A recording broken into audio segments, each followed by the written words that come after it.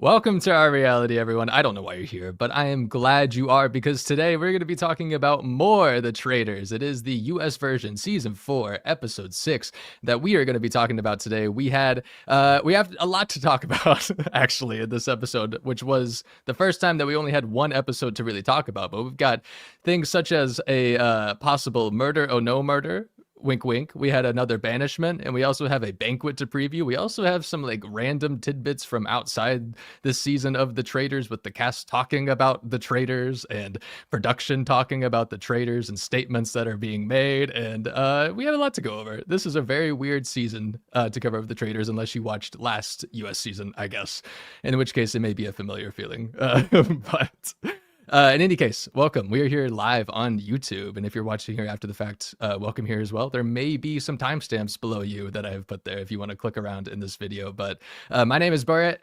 If you're joining us for the very first time, I messed up my name. I apologize. But joining me as always is my esteemed Traitors colleagues, the Nick City and the Zack Perez. Nick, I'm going to come to you first. We have a whole episode of Traitors to talk about, but a lot to talk about in this episode, or to maybe gossip about it, everything. I just want to know your general thoughts before we dive in. What did you think of this episode? So I feel like I went into it with too high of an expectation because I was kind of like, that's it, if you will. I think that the round table was a lot of fun, which we'll get into obviously, but I don't know. I guess m- I will say too, I think that Peacock spoiled us the first 2 weeks by giving us so many episodes, and now here comes week 3, and I'm like pulsing at like dying to get into, Traders on Thursday night, and I have 60 seconds or 60 minutes, and that's it. That's it. Yeah. 60 minutes of the Traders. Whereas last week I had 2 episodes that were both like over an hour, and then the first week we had like all 3 episodes I feel like were an hour plus. And now this last week they're like 60 minutes, that's all you're getting. So I feel a little starved, I'm not gonna lie. But it was okay. It was okay, to answer your Okay. question. I like an okay. That was much better than last week, where I feel like you were like, everything's awful, it sucks, we're I going mean, the boot downhill. order Which it, is so targeted at me. Like, let's be real. yes, So, it is. I think in some aspects we'll still have that negative downfall, but we'll get to that. Zach, I'm gonna come to you first, and everyone gets to know Zach is in the midst of winter storm, like a lot of people are. So Zach didn't get to go to his office and get his microphone, so he gets to be on his headphones today. So everyone, say hi to Zach. And Zach, I want you to know, or not know, I want you to tell me what your thoughts were, generally speaking, about this episode of Traitors. We clicked Uh, unmute at the same time, I think. okay. Personally, I feel like we're at a jumping off point. Like, I feel like on one hand, like all the gamers, most of the gamers are gone, besides one annoying one and Natalie. And now we're just here, and it feels like, especially with what was it, the Black Banquet, right? Is that what it's called? Um, Yeah. Okay, yeah. The Yes. black, especially the black banquet coming up. I feel like, as Alan said, we're at the halfway point. So now it's just like, it feels weird. It feels weird that we're here right now already, and it also feels weird that we only have one episode at a time. So it's like, okay, this is it, and then we're left off with someone with one of the worst like outfits ever going into the black banquet. Um, but I mean, I enjoyed the Agreed. episode. I feel like something transpired in it that none of us really predicted. We didn't think it would be like this, but I mean, it'll be interesting to see the bounce back from it and everything, just to see what happens, especially in the next episode. But I'm just left wanting more because no one died this episode, did Yeah. they? No, no one was murdered. We So had, the teasing of our banquet that they were about to go to. We had Ron being banished, and I think I said last week, that like if this episode just ends in like Ron's banishment, then I don't really know what we were doing. But I also thought that this was going to be the episode that Alan had been teasing for like a week, that it was going to be the best, round table of all time, and everyone was going to lose their mind or whatnot. It's actually next week apparently that was going to happen. So we should expect that from the banquet. But I agree with you. Like I think the predictable thing for this episode was a Ron banishment, and that's what we got. And little did we know that he was going to have like his own funeral that he was going to try to throw out there, and we were going to have a near three-way tie between him and Colton and Lisa. But we didn't get any of that because of fucking Mark Ballas. But let's catch up, and then we'll dive into this episode. Spoilers for everyone. I'm not going to spoil on the graphic this time preemptively. So here we go. Next slide. Currently, we sit here. After this episode, we had no murders. Shock, shock, shock. And then we had the Ron banishment, but that still leaves 3 traitors in play: Candace, Rob Rausch, and Lisa Rinna. Candace Dillard Bassett. I can give her last names as well. But that's pretty much where we're at. We have Johnny's big 8 to talk about in this episode as well. Everything leading up to the banquet. So let's just go ahead and get into it. And I do see Colton and Nick Firmstone asking, who is Mark? What is Mark? Where is Mark? We did the same thing for Steven last week, and little did we know Steven was going to get into a conversation a couple of times this week too. I was like, there we go. There is Mark. There is Steven. Yeah. Anyway, we begin the episode. We'll get to that later. Oh gosh, we have a lot of things to cover, I'm realizing. Gosh, all the spoilers. I know. I didn't realize I put everything earlier. We begin this episode by learning that there, in fact, was no murder, which I don't know if that shocked either of you, that we didn't have a murder, because we ended last episode with like, we're going to murder Colton, and then we didn't. Zack? Well, we all thought that out of it, if anyone had grabbed a show, it would have been Natalie, because we were just like, she's like, I just want to see what it looks like. And we were just like, you already know what it looks like. Why do you want to look at it? Yeah, interesting point to point out Natalie. Natalie went from I want shields to if anyone grabs a shield, we're gonna fucking banish you at the round table tonight. So don't even dare. So interesting turn here. Nick, were you shocked that there was no murder of Colton Underwood in this moment? Not really. I feel like a Colton murder right now would be very not where the story was taking us. I feel like for them to prep us all to be like, oh, I'm coming after Lisa, and then for them to just murder him, that would be like really bad for them to do, first of all. But I also just like don't think that that's where it was going story wise.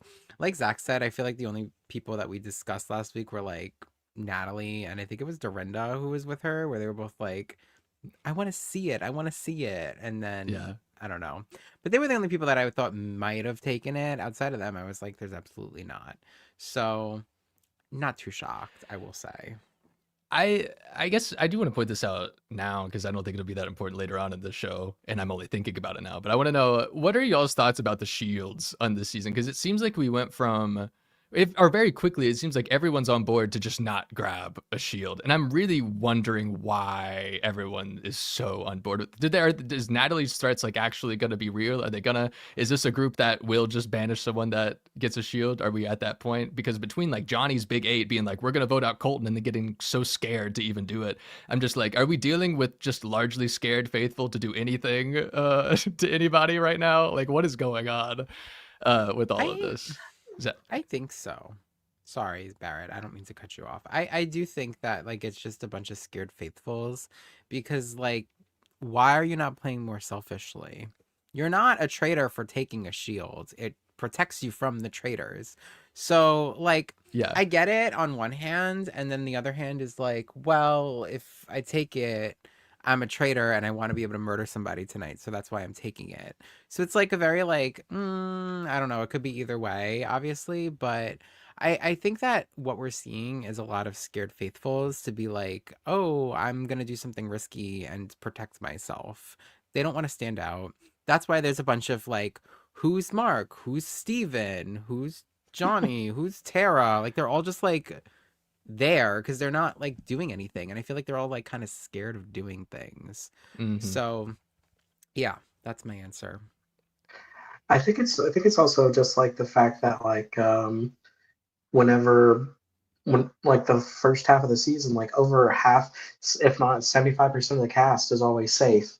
So it's just like none of them really had an incentive back then to like besides like who to target in a sense. So it's like the traders numbers were limited, so we were just used to either so many people being safe or hardly anyone being safe now. So it's like it's a very mixed bag, which I prefer typically like a more open candidates for the traders to get, as we've seen in the first few episodes. If you limit the picks to only three, it's very evident that they're only going to target the people none of them really know. So it's just interesting. I feel like it's just better for the amount of shields to be low. And it's also interesting the fact that no one wants to go for a shield. It's just like I don't understand. Especially Natalie threatening people. It's like if you get a shield, you're gonna be banished. Then it's like, well, if you don't get a shield, then you're gonna be murdered. So it's like, well, Yeah, what's it's like you're asking people to Especially just wait Natalie. to be killed Like, off. Like, yeah, if Natalie's goal is to be such an aggressive faithful that nobody will murder her and to like say these names or to go after the right people, I mean, she's doing a good job because she's voted, 3 times correctly out of the 5 roundtables so far. It's just like I would like to know if that's part of her strategy to be like, I want people to not take shields so that they do keep getting murdered so we can keep whittling people down. Like, I don't know if that's part of her strategy too. I don't know why it would be. But it's really weird that she would just suddenly be like, no shields, everybody, or we're going to banish you because that's only a thing that a traitor would do. It's like, it's not making mhm. her look more like a traitor when she does that, but it definitely doesn't seem like it's sound strategy for being an aggressive faithful. I don't know. Something But else Natalie, otherwise, it's too. like it's hard to shit on Natalie's right now. Yeah, no. Nothing to do with Natalie, but in regards to the shields, right? Something I've seen in like some of the international seasons, specifically Canada 3, was that a lot of the times a lot of the faithfuls were able to kind of build trust with each other by using the shields because they would kind of pass them around to each other, but like secretly. And I Mhm. thought that that was an interesting thing that I've seen done in other seasons, and I feel like that's something like we've not really seen, at least in the American versions, too much. But I feel like that's so smart, and I don't know why people aren't like thinking that, to be like, I'm gonna take this shield and like people are gonna think that Nick has the shield, but then in secrecy I'm passing it to Barrett and I'm not telling anybody. And that way it like kind of makes it establishes a good bond between me and of somebody Yeah. course you're not else. going to pass it to me though. Yeah, we Well, would yeah, because never you're a give it to Zack. traitor. Mhm. So why would I give it to you? We Um, literally heard you laugh in the woods. yeah, Well, see, exactly. I would see something interesting like throwback to sequester, like if they had like what was the hidden thing called, like kind of like immunity idol thing. Oh yeah, The I forgot what. LOS. The Yeah. Yeah, God, yeah, that was in the deep parts of my brain, I That think. just yeah. I think if we had something like that, like where you can kind of find it in the if we could find it in the actual castle or something, because it's already a set pretty much. It's just So an I idol think, at that point, right? I mean, it'd be a good idea and also some incentive for like, it'd be interesting to see people like either tell people they don't have it or don't tell people they have it. And it also add another layer to the game where it's like, if it worked, what if it worked at a banishment? That'd be even better. Something like that where it's just like, if they think they're going to banish a traitor or something like that, Yeah. or like they're like, I have an idol, so or I have the I don't know what would they call it, like the an if idol. if we have If shields, anyone has an idol that they would like to play. like Ew. like No, instead of a shield, what a club? I don't know, like if anyone has a club or like a sword, now would be the time to use it. I cannot. yeah, What someone about a secretly hiding a veto? sword in their pocket. That would be perfect. That'd be perfect television. But yeah, okay, yeah. I think at this point we just need like a Kingdom Hearts version of Traders where we implement every reality show that is in the game somehow. And there's idols that you can dig up in the ground outside, and there's like diary rooms there you can go confess, or maybe there's like I'm trying to think of how we tie in Housewives and Love Island into a castle and make everything kind of just a little bit Oh of my every god, show. they But have to do a recoupling ceremony like they do on Love there we go. Island, and the person who's not left with the couple is banished. Honestly, I would rather watch that than try to take this show seriously as like a, I don't know, trying to analyze the strategy in a game where Eric Nam just says that he heard someone laugh behind him. Like, I do think that maybe I need to like reanalyze how much I care about a show like that. And I will say this, and then I don't know if y'all feel the same way, but like watching this season of The Traitors makes me so desperate for the civilian version of The Traitors for the US. I'm so excited for that after seeing the mess that is this. And I get a lot of people like this season. I mean, the casting is just such a mess. It's hard for me to enjoy it. And so the strategy going along with all of that and having to, I don't know, figure all of that out is really troubling to me. Do you feel the same way? Yes and no. Like I get where you're coming from. I do. I feel like the like civilian seasons that I've watched of the international ones, they're good in terms of like you don't know who people really are and stuff like that. And I think that it allows it to be a more like pure game of the traders rather than like we said in prior podcasts about like people coming in with like basically alliances already. Yeah. Um and I do think that that like like ruins the game to an extent, but like I like the traders because I like seeing these people like on the show.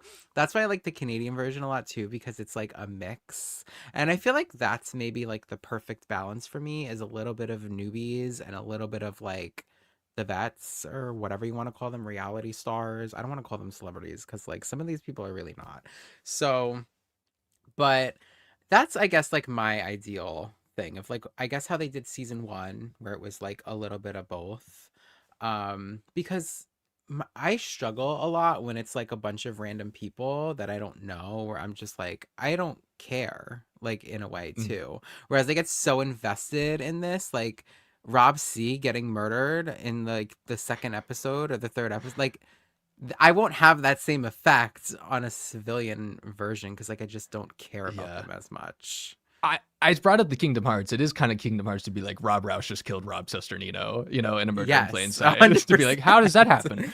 Like, Zach, what do you think about all this? Are you excited for civilian traders versus celebrities after watching this, or are you still riding high on celebrity traders?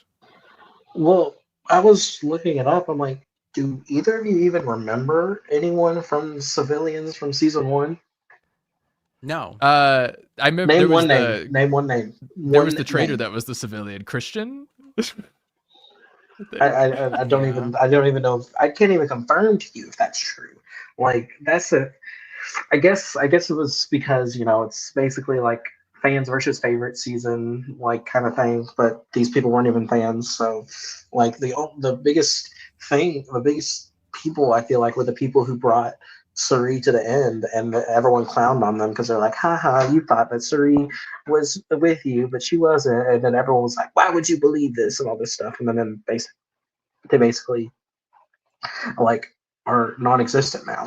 So I'm like, there's one hand where like there could be a cast like that where it's just like you're a traitor, you're a traitor and all this stuff, and then it's like I prefer. Are we calling this celebrity? Like I guess Well, this is compared to it's people we know slightly and the people we don't know, which I guess is as good as celebrities as they can get. so like I'm just here like I prefer this, but then you also have like it's in the hands of NBC where it's like, ooh, we'll cast Colton, ooh, we'll cast Michael Rappaport. So it's just like it's a double-edged sword all around. And then like, ooh, we'll cast Mark, whoever that is, and Eric, who has ears of God. So it's The just man with like the magic ears, yes. so it's like I don't know, like I'm not I mean, I'm looking forward to it because, like, maybe there's someone we know on there, or maybe one of us could be on there. We don't know. Like, so I'm not, I'm looking forward to it, but it's also like I'm expecting the worst because I don't know what's going to happen. Yeah. No, that's the thing. It's just like I love a civilian season because I don't have to have an expectation. Like I just watched Canada season 2 of Traitors this Ugh, past week. So good. my And I've said it in our favorite. Discord as well, just like it's just better. It's just better than this season currently. And I'm sorry Hmm. if you disagree with that. If you're very entertained by this season, I'm not gonna argue with that. It's a very entertaining season. But it just made me really miss that. And I loved every civilian season of Traitors that I've really seen, like when it's all, or just like international when I don't know who the hell they are, even if they like are minor celebrities there. I'm like, I don't know. So it's just way more refreshing to me. But people are bringing up Quentin and Andy from season 1. Nick Firmstone was bringing up Quentin and Andy, Oh yeah. which I enjoy. Yeah. I want to catch up Well, on that's chat real quick. yeah. I Colton agree with in Nick chat said Firmstone. Janelle would have done harm to someone for a shield. Absolutely, just a little harm, but a harm. Uh, but yeah, yeah, the shield stuff was just making me. I don't understand what was going on, and the fact that it mixed in with that, we're not having any regular murders, like you had said before the show, Nick. Like none of this is normal. Hmm. Like we're having shortlisted murders, or we're having no murder at all. So, Or a um, murder in plain sight, as we were yes, saying too. It's like there's nothing, there's never. I want to see the traitors go into the turret and say, "We want to kill Natalie," and not literally, but or somebody. We want to kill they will. Steven or some. Exactly. We want to kill Colton with the C. And like I want them to go into the turret and be able to do that without it having to be all of these games to murder somebody. The whole point is for the traitors to murder somebody every night. That is the purpose of the show, right? We want to know who the traitors are based off of who they're murdering. No, we have to see, well, this one started a conga line and it's like no, that's not what I signed up for. I just want to see them kill Yes. people and then watch everybody try to figure out who the hell it is. That's how you figure it out. Like, Yes, like hello. But just that's your Zach, girl. okay. But that's your girl, Candace. That's not my girl, Candace. But okay. I yeah, I agree. It's like what in what world do they think we want to see Rob's sister Nino get killed by a conga line and Like Natalie Anderson get killed what? by a cursed amulet? You know, like we're not into No. that. We're not, like it's kind of entertaining to be like, oh my god, who's gonna touch it? But when it ends up being someone that you like, it's like, well, I feel That's like I've it. been cheated out of watching them lose properly. You know, like Exactly. feels like a hamster wheel. You know, Yes. but. A little bit.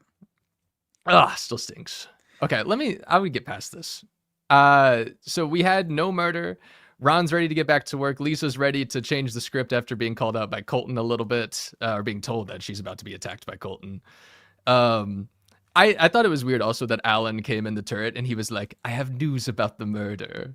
There is no murder. And I'm like, why did you even tell them? I feel like that ruined the whole like Hello. yeah. I was But so annoyed with that because I was like, I wanted them to try to kill somebody and then for them to be shocked that it yeah. didn't happen the next day.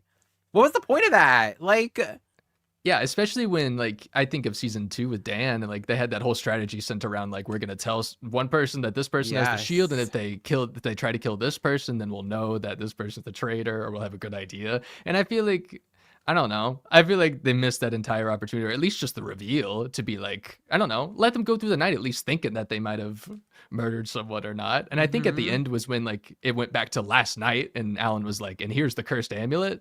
So I guess they had to film the rest of that, but I feel like they could have, he didn't have to tell them about that, but No. whatever. He also told them that nobody grabbed a shield too, which I was like, why are we telling them all of these things? During the mission So later on, I should dumb. specify. Like Zach. it should, yeah, it should have been like if they were like we have to kill Colton or something like that, or go through that and then make it to where they find out the next day. Like it would have been so interesting. Versus I forgot at least it was I was watching their reactions and everything like that, and now they're like, oh, that means someone didn't die or something like that, or it's like, and it's just like I don't know. It makes it I forgot who it was. I think it was between Lisa or Candace. One of them was saying something where it's just like it's fishy to me. Like if I was like in there thinking who's the traders and stuff, and it's like you're you don't even see everyone, and you're just like nobody died, and it's like you like because they're all lined up in a row or something like that, and she's like off to the side. I'm gonna be sitting there like how you didn't automatically see all of them come through the door because I think two people. But look at whenever the angle showed, it looked like only two people had walked through. So like there's a third person missing, and it looked like she said that as soon as the two people walked out. Like that's me nitpicking, and of course reality TV magic or whatever. But I'm just like, it's little things like that where it's just like little slip ups where like these people who supposedly hear laughs and also hear footsteps that are light, like they don't even notice little things like that just gets grates me so much. I was ready to be so positive with Ron Funches in this podcast too, but I forgot about the light steps thing. So thank you for that reminder. We see Colton saying he knows he's lost some goodwill. He talks to Dorinda more about Lisa. He doesn't know how to play it since he just like completely flopped with the Tiffany vote. This is when we finally see Stephen Coletti say Ron's name. And it's just like, oh my God, Stephen Coletti, a heartbeat. And then Dorinda agreed with him. And then Stephen is like leading this conversation for a second about Ron, which of course he's wrong, but like still it's Stephen Coletti in the show, The Traitors, which I feel like should be noted at the very least. And then Colton says he will like, I'll just go Ron, even though I don't agree with I think it's Lisa, but I'll vote Ron, whatever. And this is when we actually, let's go ahead and talk about Colton in this episode. Zack, I know you're excited, but Colton does a lot in this episode. Not only does he keep continuing to go after Lisa Rinna as we suspected, we have like this one moment where he like pulls in Natalie and is like, I think it's Lisa. And then like the housewives kind of come into the room with them and he's like, oh, the housewives, how convenient. And I didn't know what this was. I'm going to play a little bit of it and then I want y'all's thoughts on this. Like when I talked about putting a nickel in Rob Rausch, how that was going to be, this is putting like $1 in Colton Underwood, compared to how I'm used to seeing him in this. And it didn't go over well for me. Oh, the housewives sticking together. How convenient. I'm glad you don't have sunglasses on today. I can look you in your eyes. Okay. That creeped me out. This also was like a very normal moment. It's so funny that they tried to make into a dramatic thing, like they were about to argue and then just didn't come back to it at all. And nobody seemed very fazed by this. But I'll just say real quick, further on in this episode, we see Colton furthermore go into Lisa Rinna saying, I know you're a traitor. Please protect me in the turret. And Lisa Rinna being like, no, I'm not. So I do like, this is not the first time we have seen a faithful go to someone they think is a traitor and be like, just protect me and I'll protect you. But it's usually between two faithfuls, and it sucks that Colton's right in this scenario, but he's like going about it all the wrong ways. And I just want to know y'all's thoughts on everything Colton Underwood in this episode. Nick, or Zack, you unmuted. Go first. Okay, so Colton, like, this is the thing about him. He has interesting ideas, but he does not execute them greatly, especially after he just showed his whole ass to everyone whenever he's been wrong about 2 different things. And he finally got something, and it's just like, it just astounds me. And not only that, like, his reasoning for this makes complete sense. And he's actually doing a good, faithful thing by bringing it to everyone before a round table, talking about it with everyone before it's time to vote. But he's already showed his whole ass already. So like, no one really even is listening to him whenever they should be on this one case.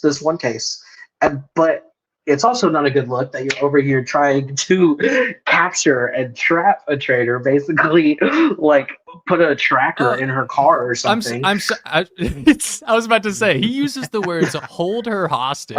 And I just need to figure, like, it is astounding that Colton Underwood could come on the show with his past and say that he's going to hold Lisa Rinna hostage and then also like propose a murder-suicide with her at the round table. Like, what are you doing? Like, you were asking for everything that is happening to you on this like weird rebrand journey that you're on. Journeys. We should bring back journeys and Traitors. Zack, keep going. Don't think so. But he just infuriates me to the point of like, you're even catching the votes whenever you're not a traitor. Like, and not only that, like, I'm surprised Lisa didn't bring it up, like the fact that like Colton was doing this and all this stuff. Well, kind of, sort of, she did, but not the whole thing. And it's just like, it's just interesting to me because in theory, that is a good gameplay thing to do, but he's just doing it all wrong. And especially with the type of person that he is, like it's just so ironic of him doing all this, and it just makes me infuriated even more because it's just like I'm with Danielle to the point where it's just like I want him to go all the way to the end, not be recruited, and then all of a sudden he brings Rob, who he just adores, and I don't know, maybe Candace, I'm not for sure. Hopefully Lisa, but he goes all the way to the end with all of them, and then they look at him in his face, and it's just like, look at you, you ignorant fool. We are all traitors. You are the worst, and you. Daniel just explained it clearly. Like, I would like this just to get the ha ha, and just that is his sit down of reality TV, and he's never welcome back anywhere else. All right, I'm gonna play this clip from Danielle Reyes. Who, I don't know where she originally posted this, but I'm pulling this from Blue Sky. This is a message for Colton from Danielle Reyes. Hi, I know it's tough. I know people are probably hating on you. And listen, Colton, I don't want you to get banished. I don't want you to get murdered at all. No, not at all. Because I want you to make it all the way to the end, to the fire ceremony. I want you to get all the way in. And I hope and I pray that you stand there with that baby blue little stupid cape that you wore at that banishment tape. I hope you wear it again, or some stupid cape that you wear. And I hope you stand up there thinking you know everything. And I pray to God Candace, Lisa, or Rob are standing there so they can look you in your little smug little face and tell you that they're a traitor. Just to snatch that game from you. I love it. Daniel Reyes, Absolutely great. love it. We should get Daniel Reyes on the pod. Oh yeah, Easy. But yeah, I love this from her. I think she's exactly right. That would be great come up, but I also don't want to give Colton Underwood more screen time than he deserves. So it's like I don't know. But if that is the ending for him, if it is this like Rob Rausch, Colton Underwood final two, and Rob Rausch pulls it from him, that would be amazing to me. I don't think he's gonna get that far though. What if it's more Colton Underwood time, but it's just him saying like, I want to hold someone hostage, or I want to track someone down, or I want to just feel them to feel my presence on them or something, or I want them to, just things like that, where it's just like incriminating evidence. Let's think of more things to make people remember what you used to like, and I'm all for like, I would hate for if someone judged me on what I used to be like, the perks of being a wallflower of it all. But like when you have a past like Colton's and you're going on reality shows, continuing to say like interesting things, and also being like the villain, it's just I don't know what he expected from this. But I also think it should be noted that like, and I hadn't got to listen to Rob Sesternino really talk about this season of the Traitors yet. So I was listening to him and Puya talk about it, and he brought up that like maybe the Dylan Efron effect is having like its way with Traitors, and people are like hoping that even if they don't necessarily win, that they can be like this faithful or this character that goes on the show and is just like so well liked and gets all this praise and good PR. And I just want like, and they were talking about if Colton is kind of that person, and I was thinking like, yeah, I mean, in his TV past, he's really only ever been on a show where he's either been competing for attention, The Bachelorette, or he was the attention in The Bachelor and his subsequent reality show on Netflix too. So it's like, why wouldn't he have this main character energy on this show as well?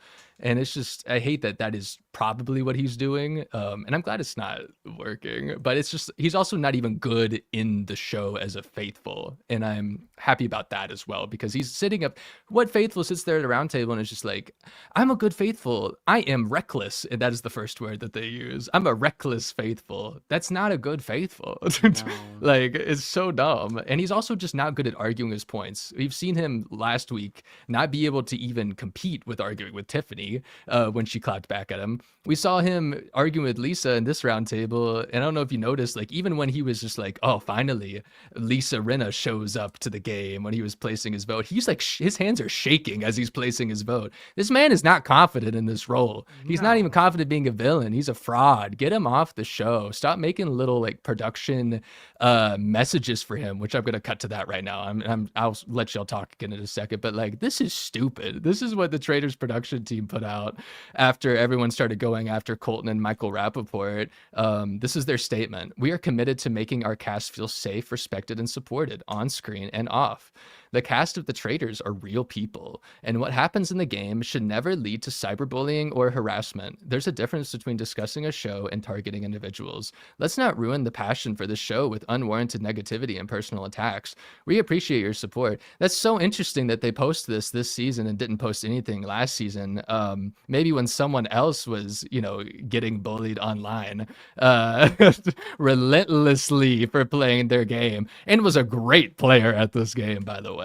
But when a shitty player and a shitty person goes on a show and plays a shitty game and people call him out for being a shitty person in his past and currently one, like, we're going to make a statement like this. It's so weird. Also a reason I don't like the show. I'm ready for the civilian version. But a lot of people glaze the show recently. I just need to put this on blast. This is dumb. And I'm glad for everyone who called this out this week.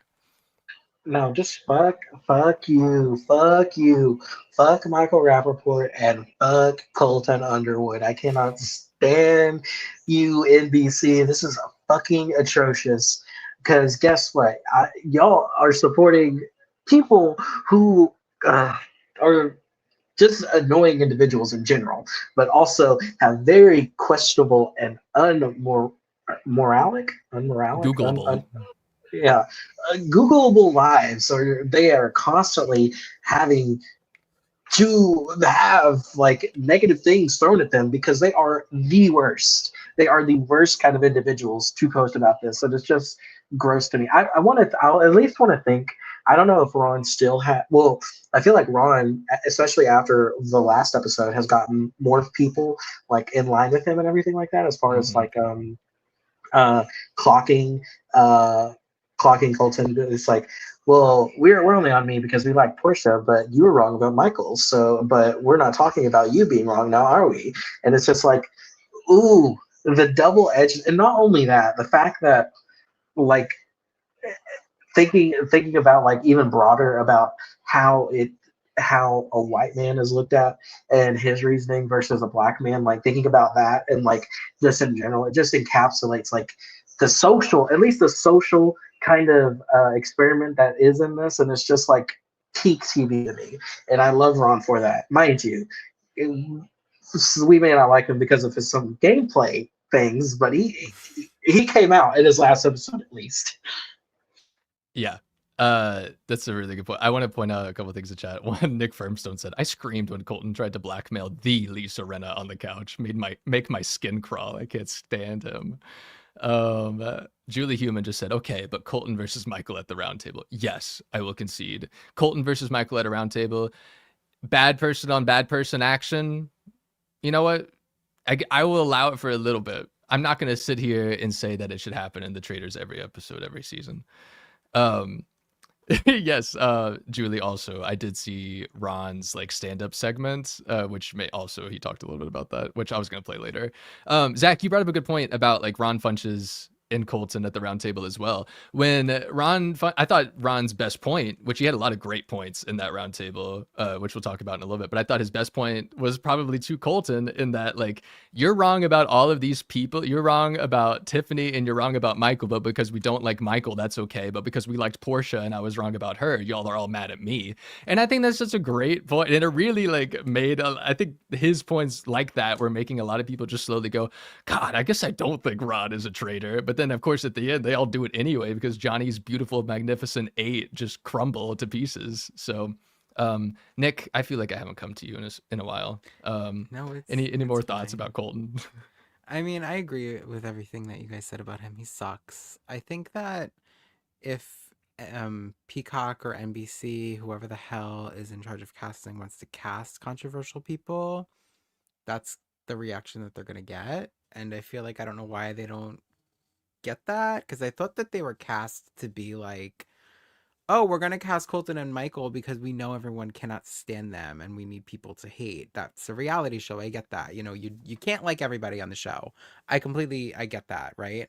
But then to put out a statement and be like, stop being mean to them, and it's like, well, look at who you cast. Like, I don't know, like, if you think people are just gonna be like, oh, no, we like you now, Colton. Like, no. So I don't know. And like I said this on our last episode too, I think it was, but I don't know like what they were planning on doing with him edit wise, because like I don't know what the casual opinion is on Colton. I don't know if people like him outside of the hardcore fans. I'm assuming no, based off of all of the people having to, I'm assuming, say stuff on his social media, which caused Yeah. that post. But I think that they were trying to make Colton Dylan this season, and I think people just don't like it. And I think that that's where Peacock is kind of like, well, we thought you guys would like him. And we're like, no, we don't. Get him off the screen. I can't stand him. So I don't know. I think that it was like a fumble on their part, and like that they were trying to do this whole like redemption thing with him, and no one's buying it. No one gives a crap. And I don't think anyone really cares. Like no one wants Colton to be like looked at in a positive light as far as I know. So sorry, but he can go. I don't like him. Colton wants to look at Colton in a positive light. Well, he needs to do something to be looked at in a positive light, because I feel like you gotta kind of make up for stalking somebody in the past. But kind of show that Right. you're a changed person. I don't know. Maybe not. I'm say you're gonna make up for it by by being Holding weird and holding Lisa- people hostage. holding Lisa Rinna hostage, and like the whole like blackmail thing too, like with Lisa. What in the world did you think she was gonna do? Yeah, I'm a traitor actually, and I will say that I won't murder you in the turret. Like, what in the world did you think her response was gonna be?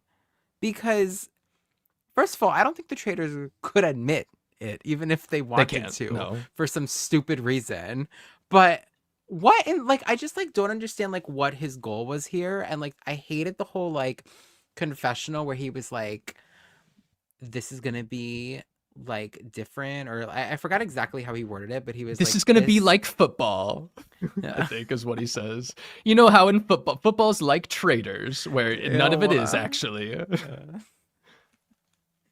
I hated that whole scene though, because it was just so like dumb. Again, it was giving like when Natalie said to, I think it was Ron the last episode, where she was like, "Are you a traitor?" And it was like, someone was like, "What is that gonna do, Natalie?" Yeah. It's the same effect Tiffany, because it was like, Tiffany that said that. yes, it's like, what was Colton expecting? That Lisa's gonna be like, "Okay, good deal. Yeah, I won't come for you in the turret if you don't come for me at the round table."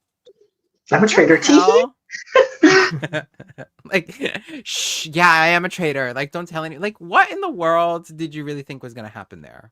Yeah. Is this really just a game of like every faithful in this game right now is like so utterly boring, and Colton is just the only one doing things, except he's just doing the most, where he's saying, I'm gonna go blackmail Lisa, and then I'm gonna have a zinger at the round table, and then I'm gonna have a zinger in the car, and then I'm gonna open up the doors for all the women in the car, and for some reason we're gonna leave that in the episode.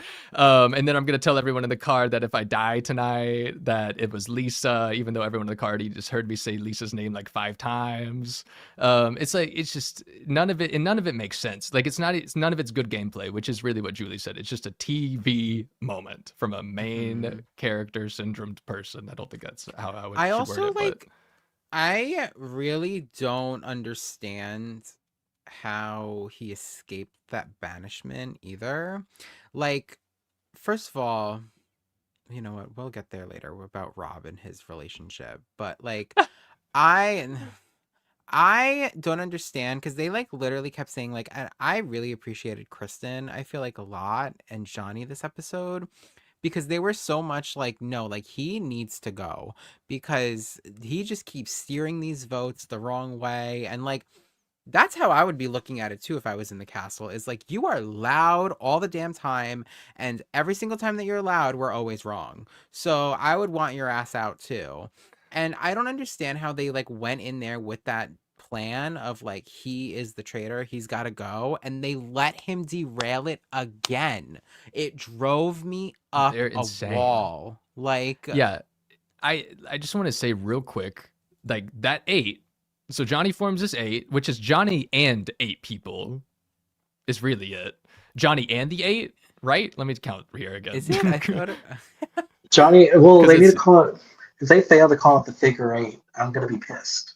That's Mike Bloom. Oh Yeah, my Mike Bloom saw that he said that. He's like, they God. don't Yeah. call it. They don't call it figure 8. Yeah, but it's Johnny, Johnny, Tara, Mark, Steven, Moira, Rob, Candace, Eric, and Kristen. So that's 9 people. So it's Johnny Wasn't and the Jam 8. Jam there too? Jam Jam wasn't included in his list at the very least. Jam Jam was in the room when they were like talking about who to vote for Colton, though. I swear I typed right as Johnny was listing off people. So if there was a discrepancy in what he said and like who was in the room, or if I just how did I get 9 people and still left off Jam Jam? Yeah, Jam Jam's just Yeah. there. Like, he's just there. I Yeah, could have it's- swore that Jam Jam was in the room when they were like conversing about Colton, but maybe Oh, I'm yeah. just wrong. The Bomb Squad. The Bob Squad in the moving company. Oh my God, yes. It Because is. like, yeah, It's you giving have your that. Johnny in the Magnificent 8 go to the round table, and then between the 9 of them, Oh my gosh, she forgot the grateful. Oh my With an god. Yeah. okay, so the Grateful Alliance forms, goes to the round table, and votes across 3 separate people, which is astounding to me. And then, of course, it all ends in like Mark Ballas's vote for him to be like Ron, who we discussed at the beginning of the episode, and not who we discussed in the room. Yeah, And the irony, grateful. the irony in that alliance too to me is the only traitor in that whole thing was Rob. I was like, they have this on lock. Like, these are the faithfuls. Like, they got a pulse here. Like, they could actually do something. Unless No, we're Candace all is gonna actually vote in the this group. Oh, in which I case they didn't have see. 2. I really don't remember Candace being in it. That's interesting. But because I remember saying to myself, like, the only traitor here is Rob. Yeah, that's what I Candace was think in it too. I don't think Nick Can- Firmstone I don't- says that's interesting. I don't I remember don't think that. Candace. But I don't remember that. Are y'all just gaslighting us? Like, I don't me and Nick remember Firmstone Candace- actually coordinated well before this podcast.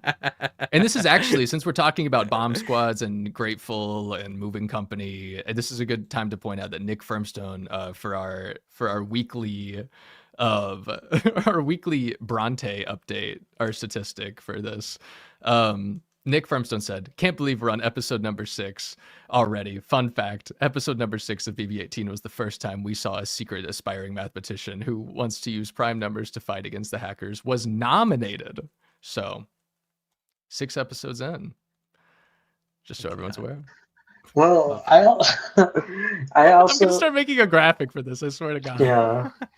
Well, so this is Frenchie Girls or the Slaughterhouse, right? Pretty much, where Yeah. basically almost all the houses in the alliance. It's a good comparison. That's for or any failed alliance. It felt very reminiscent, and I hated that no Big Brother players were there to see an alliance crumble at the round table. It just would have been too great. Tiffany could never. Bad. So bad. When they Okay. needed her most. Right?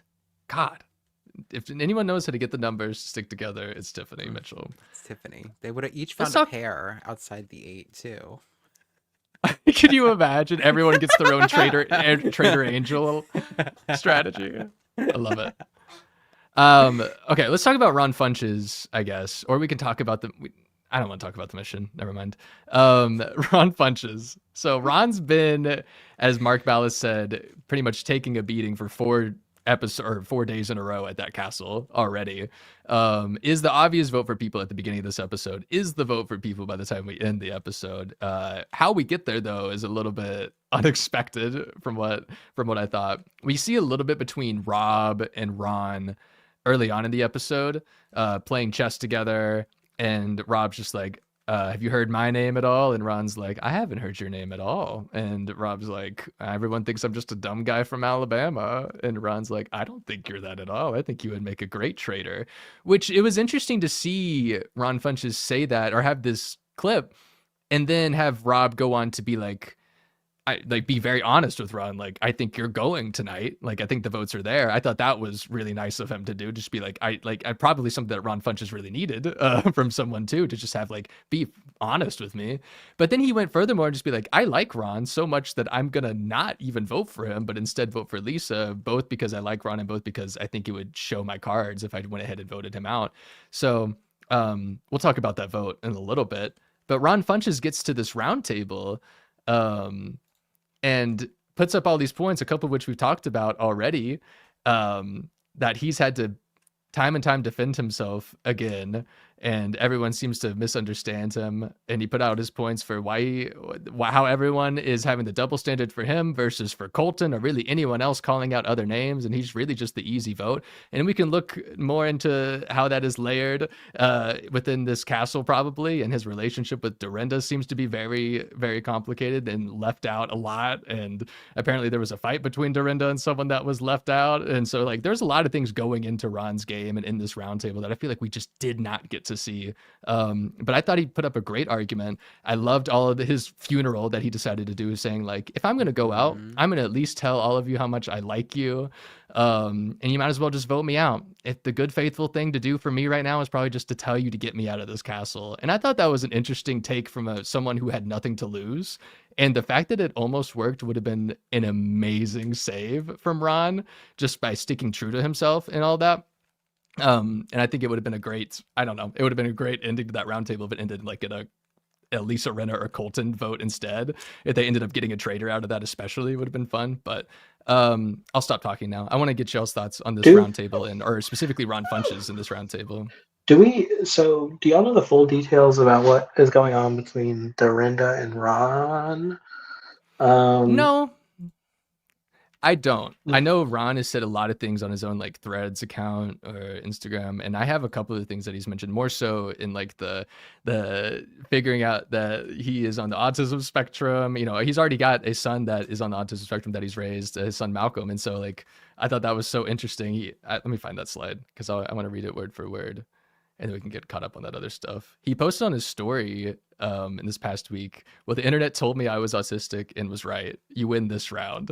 And then he goes on to respond to another comment that's, I know, I didn't want to read the rest of it, but I get what he's saying. I honestly didn't know I had, or I myself had autism. I thought I was just an ally and parent of an autistic child, but the way I felt I wasn't being comprehended or understood while I was, thought I was being direct, and seeing some of my own mannerisms made me start the process of going to get a diagnosis. But I won't be comfortable calling myself autistic until a diagnosis is done.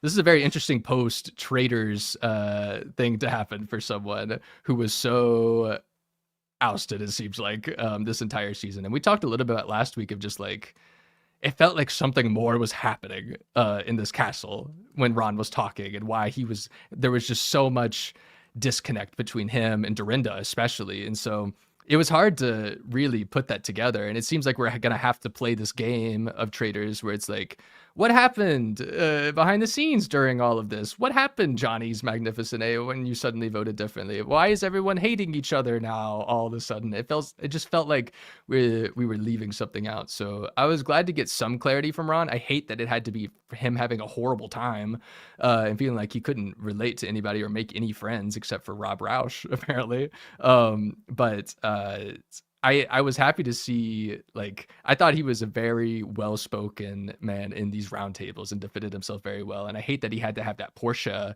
moment in the first episode, or he had to be in that room with Portia and have everything else kind of just go after him after that. Because I think he would have been really fun to watch go after an actual traitor eventually, if he would have been included in any plans, I guess. But what did y'all think of Ron? I wasn't a fan. I still am not a fan. I'm not gonna lie. I think that The Traitors wasn't the show for Ron. He seems great outside of the show. Like Barrett, you had mentioned that like stand-up comedy thing that he did. I actually enjoyed that clip too. Play that in a second. His posts from online I've enjoyed. I did not like him on the show. I understood Okay. why people were kind of on his butt the entire time because of the Portia stuff and because of it wasn't just Portia is the thing. He wasn't just wrong about Portia. The light He was wrong steps. about he was wrong about the light steps. He was wrong about Tiffany. He was wrong about multiple people. So that's kind of why him and Colton got that same, or well, should be getting the same treatment, in my opinion. Because he was wrong. He was wrong as hell. And I'm sorry, but that's what happens when you're wrong and you don't talk to people. You're going to come off really bad and you're not going to really play a good social game. But all that being said, right? Take into account his post. Autism is definitely something that can affect people socially. So it makes Yeah. sense why he felt the way he did in that setting. And it like you're saying, Barrett, it adds a lot of clarity to people like us and the audience where we're kind of like, what the hell is going on here? But yeah, I'm not a fan of Ron on the Traitors, but Ron outside of the Traitors, I'm very much open to because I like him. So, Yeah. but not on the show. It's not my cup of tea. See, I'm looking for I mean, every single one of my favorites. Get off them. yeah, I didn't like Ron in the game, but like it does suck whenever like you're just on the outs regardless, and like I mean it is what it is. Like it sucks in that point, and I kind of appreciated at least Rob Rausch like at least being like, hey. I really don't think you're a traitor. Like, well, he knows he's not a traitor, Yeah, and it's right. just like, Yeah.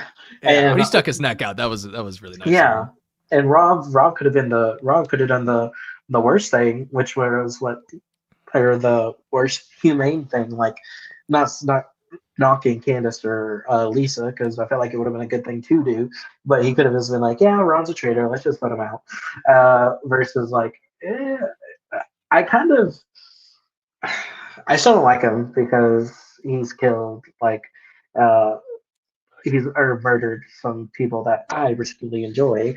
So Rob, you're still not getting a slide, but him like saying like he's having this, it doesn't feel manufactured. It's like Rob feels like, or at least is is shown as being like, yeah, I'm a good person and I just hate doing this to people, especially at this point. And like him actually making an effort to try to be like, I don't think he's a traitor, and even if it's against his own good, against his own game. Like I kind of enjoyed watching that a little bit, and just seeing that part of Rob.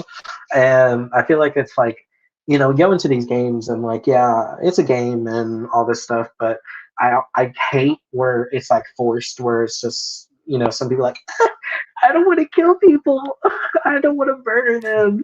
I don't want to end their time. I don't want to be that bad person who just kills someone like they're actually doing it, versus like these good storylines where it's like Rob are like actually having an actual internal conflict and it actually feels real. Like because he likes these people personally, but he has to take them out. So I definitely enjoyed watching that. And Ron, like he had a good end, I feel like, as far as like, clocking Colton and clocking everyone else being like, y'all are doing this, and I can kind of understand why y'all are doing this, but you're gonna be wrong, so you can go ahead and do it. So by all means, glad glad he's out of that situation and not constantly being like basically picked at every single time, like because of things that he says. But also it was a questionable like why did he want to come on, but you know, glad he's able to find some good in it at least. But I at least enjoyed the last episode of him. Everything leading up to it, I was just like, ugh. So yeah. Yeah. In Ron has definitely been on plenty of TV shows in the past, none quite like the Traitors, I would say. And I think it takes a special person in general to like be able to go on a TV show, to be able to go on reality TV, but also to be able to go into an environment like that with personalities that are housewives. This is probably what I'm trying to say. Mhm. But in general, just like having to match that, and then also being on the like on the outside of it, like how do you gain that ground back exactly? So for him to struggle that much was really unfortunate. I agree with you, Nick, though. Like he did have terrible points to bring up. Like he was also like everyone also had like, I don't know. This is also a group of faithfuls that is so scared, and of course they were going to keep going after Ron, if they were going Yeah. to keep getting faithfuls banished from the game. And so I'm not shocked that they ended up on this vote. I thought it was very entertaining how it worked out, though, where it ends up being a 5-4 to 4, or Mhm. 5 to, oh my gosh, I'm gonna have to do the count again. Of I course I think it didn't was write it five, down. 4, 3. I think. It came down to Mark's vote, and if Mark had voted Colton, it was gonna be the tie, right? Or Lisa. Yeah. Oh my god, I'm gonna have to pull up the wiki again. Sorry, y'all. But regardless, it was a shockingly It was close vote. 6-5-4. There we go. 6-5-4. Nick Thank you. Firmstone. And so, but yeah, overall, I think someone said in chat that this was just not Ron Funches' show. I agree with that. I think and also they probably had a different idea of the character that Ron was going to play coming into this, and it just didn't work out all across the board. And it's very unfortunate for Ron Funches, but I'm glad that he was able to vent about it via a stand-up stage not too long Yes. ago. So I'll play a actually little like bit of this, too. this. These are weird people, just real housewives of every different land. They locked me in a castle with Michael Rappaport. That's the proper reaction. You are choking on your own vial right now. If you ever see him in a movie, he's just always like, and guess what? He can't act, y'all. That's just him. 24/7, just yelling at you all day about the Knicks in Israel. And I'm like, I get it, Michael. They're both storied franchises that need new ownership. See, I wish we got like more of that on the show. That's also how I'm used to seeing Ron Funches in my life, and like in the minimal times that I have seen him, that's very much his personality. So, and I think that's probably what Traitors producers were expecting from him. And it's just, reality TV in this capacity is not for everyone. I certainly would not be doing great in a Traitors castle. Are you kidding me? So I don't know. It's just unfortunate. I think there's a lot of unfortunate things about this season. There is. This is like kind of nothing. Well, it has kind of something to do with what we were talking about, but it's an observation of mine. Okay. I feel like with this cast, when someone's name has been brought into question, it's never gonna go away until they're gone. And like that's something, we've seen in some seasons before, but like I think it's because of the scared nature of like what we were talking about when you were just saying about Ron and how like they're just going to vote for him because it's like the easy thing to do. I feel like that is going to be a consistent thing. And so now that we've seen Colton's name get brought up, we've seen Lisa's name get brought up, they're not winning. They're not going to, they might make it to the end of the game, but I don't think that they're going to make it like the fire ceremony thing. I feel like that's where we're going to see a lot of these people like Colton get banished if he makes it there, like Lisa get banished if she makes it there, all of that. So I just don't see any of those people. And like I'll get into like my theories later on too, because I have a couple different thoughts that are interesting.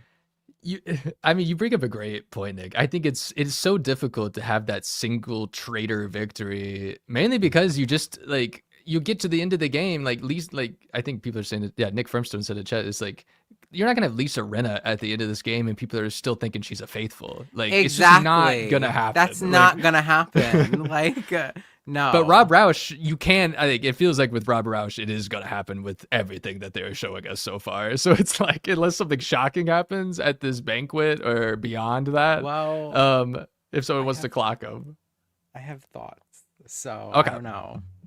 All right. Also, Well, thank you, maybe. Bryce, for subscribing on Twitch. I have to say that. Sorry. Thank you, Bryce. Go ahead. We should maybe talk about the Rob Rausch vote then from the round table. We could just talk about Rob in general or the Traitors in Okay. general, because this is the first time we've had traitor on traitor violence at the round table. Rob Rausch voting for Lisa Rinna, which we kind of got from early on in the episode. As soon as Colton brought up Lisa's name in the car on the way to the mission, Rob's sitting there like, it's plausible that Lisa's a traitor. So we kind of saw that I mean, coming. I feel like it's him saying it's plausible. I feel like it's at least somewhat like it gives a, what's it called, reasonable deniability or whatever. Oh wait, not you. There we go.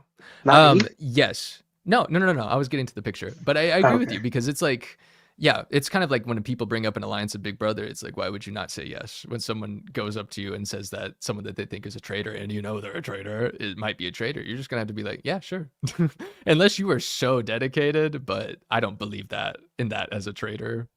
In terms of strategy, like you gotta sell people out, and especially sell Lisa Rinna out. Like when people are going to figure out she's a traitor, you might as well roll with it whenever it does happen. So I didn't mind that from Rob. I do want to talk about this vote though, because in my mind, I don't necessarily think that Rob had to vote for Lisa. I think he still could have voted for Ron in this situation. It would have been fine. So I understand like he wants to seem like he's a loyal, faithful, and maybe even seem correct to a degree, and then maybe vote it for Lisa again, and they get out Lisa, and he's like, I knew, I stuck to my instincts, and maybe it could work out from the long run. But this didn't feel like he had to do this, especially with Lisa Rinna and Candace Dillard-Bassett potentially just throwing him under the bus down the line as a response. So Nick, what did you think of this vote? I thought it was so stupid. I just like, I don't get it. Like, Lisa, okay, here's my theory. Here's my thing, right? If he thought Lisa was gonna go home, sure. But I don't think he genuinely thought that. I just think he didn't want to vote for Ron and he didn't want to vote for Colton because I hate this whole like, oh, Colton is a faithful that really trusts me.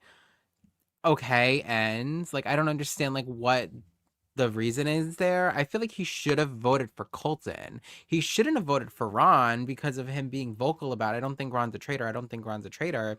Then vote for Colton. Who cares if he's a faithful that is loyal to you? You're a traitor, Rob. Vote him out. It doesn't matter. And because that was such a thing this episode, one of my theories, I have many. Okay, I feel like I have like 20. But one so Any ear theories or no okay. ear theories. But one of my theories is that Rob takes Colton to the end and Colton genuinely thinks that Rob is a faithful with him and loses. Okay. And, Danielle's message, I feel like, is kind of speaking it into existence.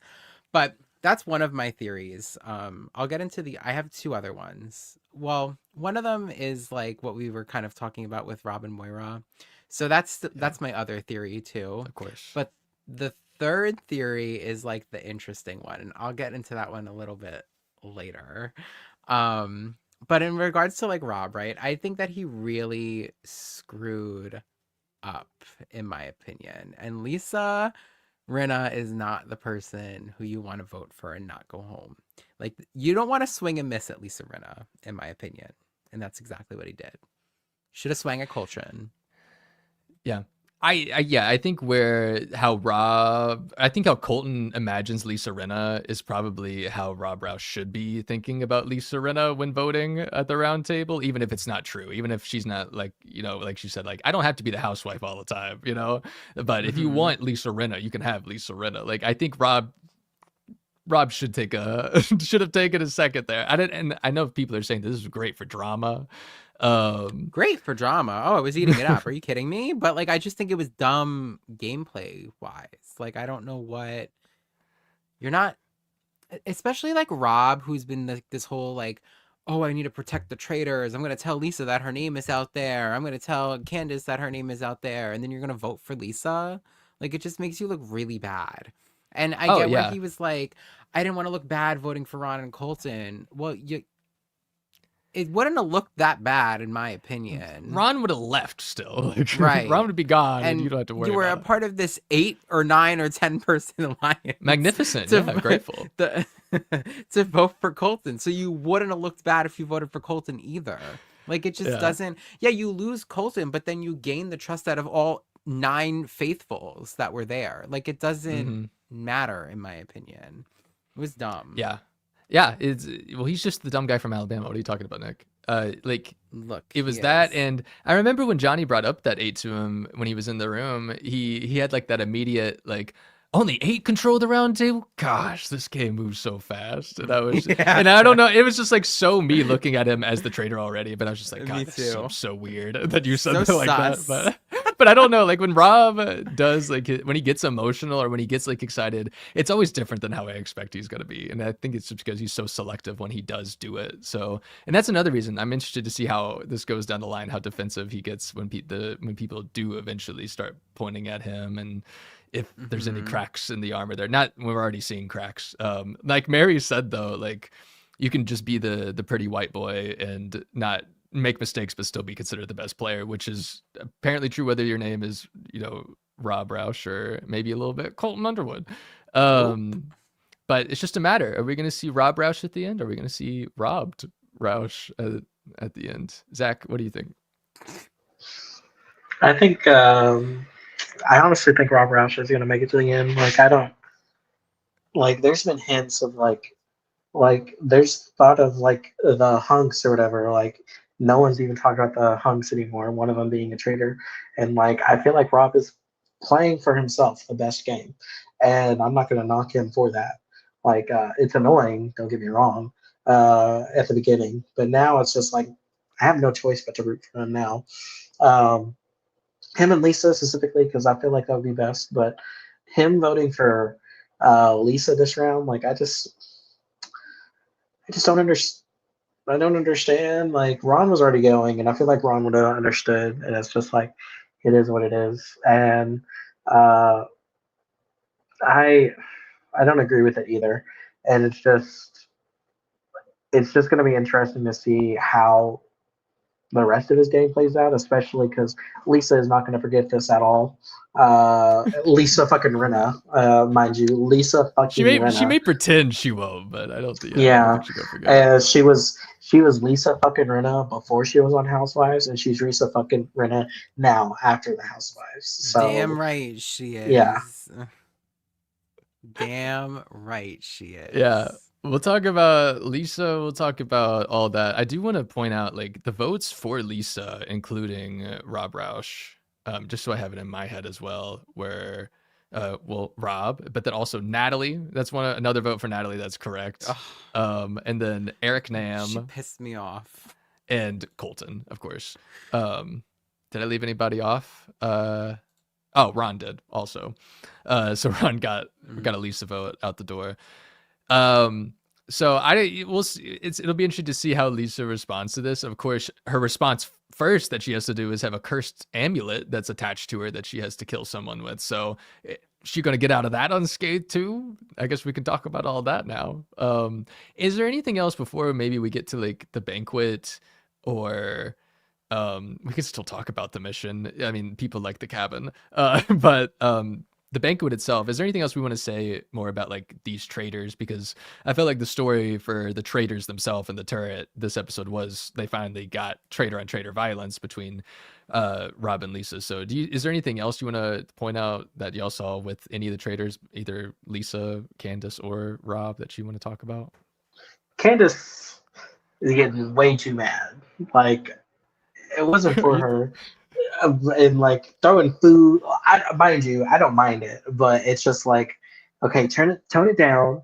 People, I feel like I like the drama, I like that, but have this drama in the turrets. Like, if you don't want to get caught, I still feel like out of everyone, Candace is going to be the first one like caught, even with Lisa catching heat and everything like that. But I did enjoy her throwing. What'd you throw at him? A corn or something? I don't remember. But you're right. She was mad.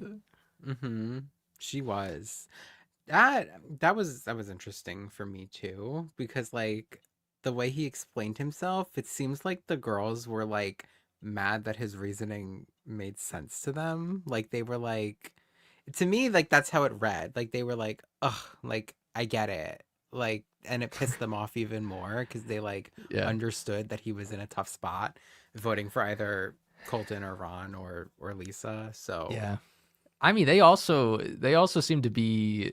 She also seemed to be like, you could have voted out Ron though, like, but yeah. which I mean, fair, but like, yeah, even Rob's reasoning is whatever. But at the same time, it's like once you have that vote out there, Lisa knows she has heat on her. There's only so much she can do. It's not like Rob can still Well, be there to be right. like, let me change my tune. Let me suddenly support Lisa. He now has to live That's with the that. And so like, thing.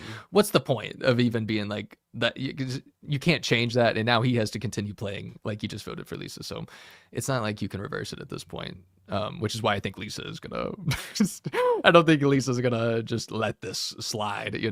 She may pretend that to him, Definitely but not. uh, it's also hard to know like where Rob and Lisa stand in the castle outside of all of this stuff. Like we don't. It's hard to know how much they're even talking to each other. Or like Rob's sister Nito says that Rob playing chess with Lisa was not out of the ordinary by any means in the castle when he was walking around while the conga line was going on. So I wonder what their relationship is like. Not that that matters for our discussion right now, but uh, should we talk about the banquet now? Yeah, we could talk about the banquet. Okay. So at the end of this episode, Alan comes out and is just like, all right, we got a banquet now. Everyone get ready. Put on your best jewelry. We're gonna go sit close together and definitely all be alive at the end of this. But we don't Right. get too much about footage of the banquet other than after the episode with the preview for the next episode. But we do get to see the cursed amulet. We get to see Alan introduce this to the turrets right after telling them that they were not going to murder anybody.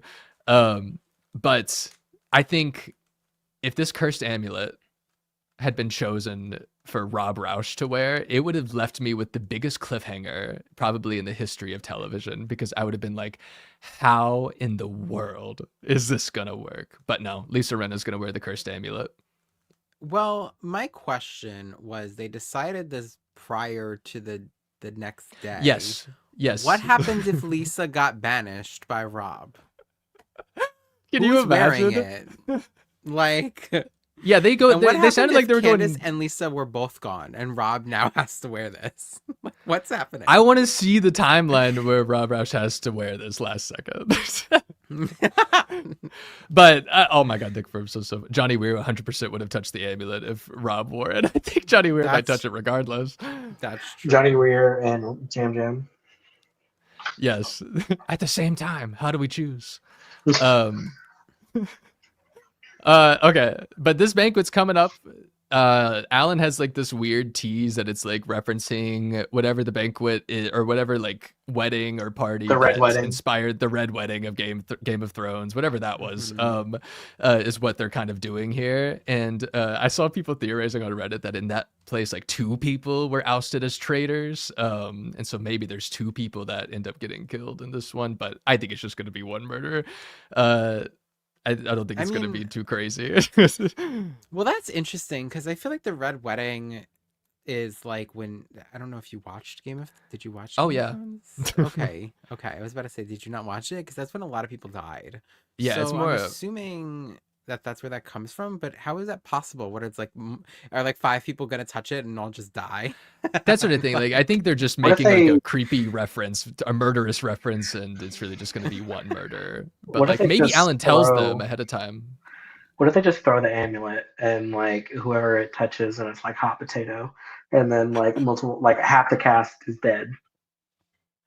Yeah, well, that's not going to happen. It would be interesting if everyone died in Game of Thrones. But I don't think they're going to do that episode 7. I don't think they're going to be that hardcore. Alan Cumming does say this is going to be the craziest episode in Traitors history. So I really can't wait to figure out if that's actually the case or not. I know I thought it was going to be for this episode, but it was not.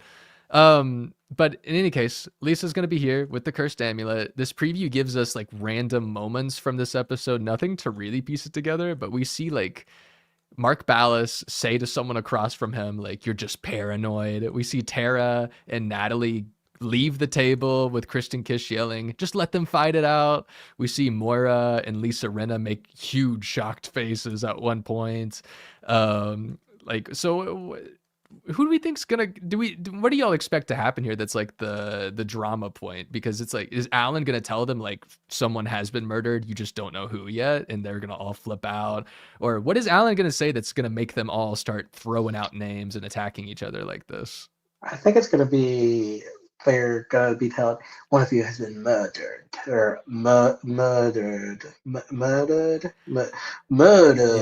Yeah. Do it. How would Uh, Moira say it? yeah. How would Morris? I don't know. One of them has been murdered. One of you has been murdered. And then they're like, "There's a shield. I've hidden the shield amongst the food in the banquet. One of you has to find it." And then all of a sudden they're fighting for a shield. And I feel like that's what's gonna happen. Nick Verbstone, I think, tried to type in Moira's accent. "I think you're a traitor." Traitor. We'll work on him. We'll get a week. I think you're traitor. I think you're a traitor. Or I think you're a traitor.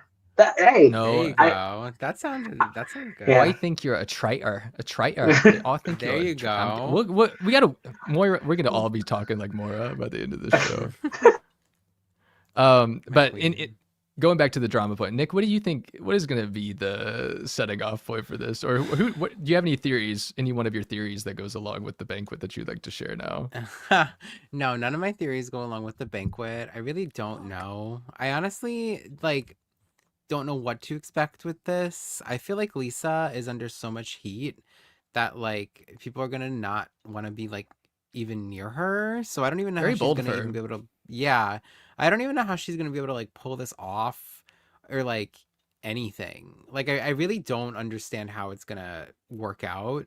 She is sitting next to Moira, and that makes me nervous because that's my only thought of like, well, maybe she gets the person next to her to like fix her pin or something like that, and then it's like they're dead. I have absolutely no idea, nor do I know why they're all fighting and yelling at each other. Like, Yeah, I and maybe it's like round table aftermath too, because they did just did they just go to the round table? Like, I don't, that confused me too. Like the whole scene leading up to it, because they were like, "We have a banquet tonight. We all have to go get ready." And then the Like, thing right now, chimed, yeah. and then they all like went up. I was like, "What is going on?" So like, I don't know, but well, they live in the it's castle. very confusing. Yeah, they Right. definitely live in the castle and definitely go Right. upstairs to sleep. So anytime we And see that, change. Right. yeah, they had to go run up there. Didn't Lisa have like a moment where she was walking up the stairs? I guess it was during this where she just like is, she's just like Yeah. shaking out all like the tension It and was like energy. her and Candace walking up there together. It was like her turning So- into Housewives Lisa Rinna or something. It's crazy. She was morphing. Like, So my question is like, what do they? Obviously, spoiler alert: they don't stay in the actual house. Shocking, I know. But so what happened? So do they like? Obviously, there's turret time, and they all go to a hotel.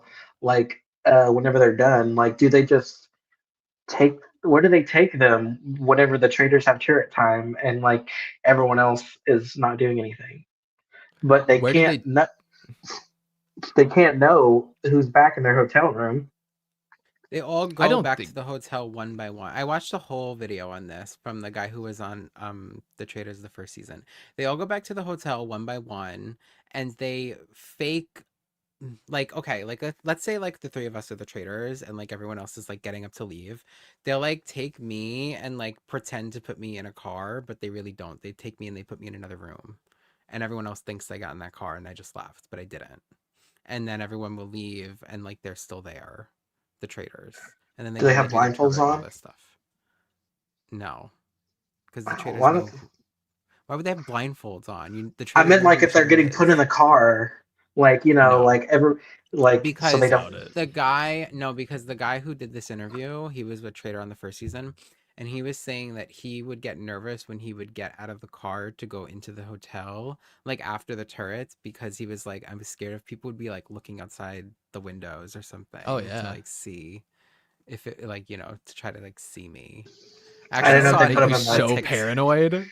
Yeah, I saw a I, TikTok too of like some girl who was staying in the hotel and like was like, this is what it looks like from the hotel where like the traders stay when they're filming, and so Cool. I, yeah, I didn't know if they put him in like padded rooms for like hours until the yeah, what's it that's called exactly what they done, do. and then they're just like staying there until, and then they're Well, like, that's okay, time to why go back to the hotel. I feel like I don't know if I've seen this in like the American ones too much, but I know in the international ones they'll be like, so and so looks like they haven't slept at all last night, so they must have been up all night for the turret or something like that, because they are filming until like 2 or 3 a.m. when they're the traders. So Yeah. like they definitely do lose sleep a lot more when you're a trader. Are they able to interact with each other whenever they're at the hotel or no? No, Okay. they go in their rooms and they ain't allowed out. Yeah, apparently Dorinda fights everyone whenever they're at the hotel, according to Ron. Right. Uh, but okay, cool. Well, thank you for that, Nick. I didn't know any of that information either. Oh yeah, no, no Um, problem. I would love to know who y'all think is going to be murdered in plain sight at this, or is there anything that you think would make Alan Cumming say this is the greatest episode of Traitors ever? Or do you think there's anything that would happen more than just a murder in plain sight with some good fights around it?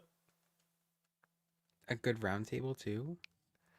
Yeah. Like, I don't know, right? Because I really have absolutely like it's so funny because like I really don't know. Like you're asking me like who do I think is gonna get murdered? I don't know because I have no It's idea how hard the to hell say. Lisa's. I have no idea how the hell Lisa's even gonna like pull this off after what just happened to her. I don't know what the hell they're yelling at. I don't know what the hell would even make that like the banquet so dramatic. Like Why are what are they even Natalie and Tara, doing? of all people, getting into a fight with each other? If they are Right. even, I don't know what. Yeah, I it's mean, hard to tell. well, What right. the hell. That's I guess what makes me feel like is it like round table like aftermath like because Natalie didn't vote with them. So You like just you just made me remember another clip in the preview. It was like Johnny and like three other of the guys that are just like off by themselves, like talking. It's almost like they mhm. have a social part of this where they talk to each Yes. other. So maybe there's like a mystery involved, or like maybe even a vote, or maybe they do like a murder and a round table all in one or something. I don't know. Maybe they I have think to that would be a like little too crazy, but maybe it's something to do with the shields. Maybe like this is like their way of doing like the mission as well where they have to like that's a good point. Yeah. distribute something about like giving people the shields or something like that and then like I agree with Nick Firmstone in chat. He says it's like a live tribal council in Survivor, and that's the vibe that I was getting when I was watching it too, where I was like, "What is going on Isn't here?" every Yeah. isn't every round table a live tribal council? I Um, guess technically, I feel like in seasons past we didn't get a lot of like the whispering to each other at round tables though. yeah. Like I that's The live new. roundtable is a definite thing in Traders where it is not a hmm live or thing in Like Survivor for last sure. like last episode when like Ron was going off being like goodbye, goodbye, goodbye, and Tara's like, I don't think he's a traitor. And like then everyone just started talking again. It was like that I feel like is not common in the traders to hear people like whispering to each other. So Yeah. And to specify, I should say it works more in a live roundtable works more in the Traders than a live tribal actually succeeds in Survivor is yeah. really what I meant by that. I don't BB Bean, know. welcome to the chat. We do cover Traders. This is a You kind you of a haven't first for us, but we are. you haven't seen Edge of Extinction, so I I don't haven't. think he Good needs to point. see Edge of Extinction. I saw Natalie Anderson on the edge of extinction in Winners at War, which is good enough for me, I think. Nick, Exactly. I know that you love Chris Underwood, so don't even. I don't have a comment. Um, okay. Mary, I saw that you said that they're doing stuff for Shields. Alan's telling them to do stuff for Shields. Is this based off of like when they did the banquet in UK Celebrity, or is this? Are you guessing? Because I want to know Me when if you actually that know. season, and I don't remember what they did. So also, are they just repeating? Are they like the challenges that are in the UK right now? Is it just the same challenges that are in the US right now? Pretty much, yeah. Yeah, so I'm like 4 episodes behind in the UK one, but yes. It's So like, I'm what do they very film? similar to Nick, but yes, Do they Yeah. film like simultaneously? Like they all of a sudden? they film them back to back. back to They back. filmed Oh, okay. UK Civilian, UK Celebrity, and US like all 3 in a row, like back to back to back. So That And it was cast all rented Alan. out for that time. no, there's a girl that hosts the UK season. Okay. That's what's so funny is that like if you've never watched like an international season of the Traitors or just a different season of like they're all the same. They all like Yeah. have their Alan. All of their Allens act the same. Like The they have their same. own little personalities, but they have the same like the show Bible is very true across the board for every country. So like and especially for this case, like you will if you watch the UK version episode 1, you will see like those coffins in the same exact spots in the water doing the same exact thing, and then you'll have they say different things at the round table and for their little intros. They each have their own little jokes, but their vibe is always the same. And even the songs, like Definitely. whatever the song is for the US version, which is like Hanging Tree Light.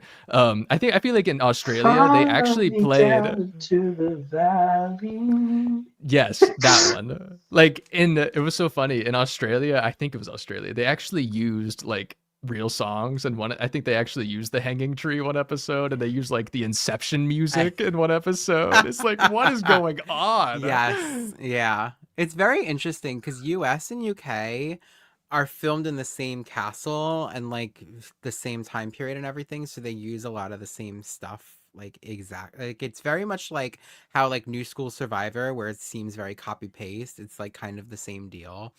But the other ones like Canada and Australia and Ireland and all them, the aesthetic is definitely the same. It's not the same castle though, which I kind of like too, is that it's like almost the same but not.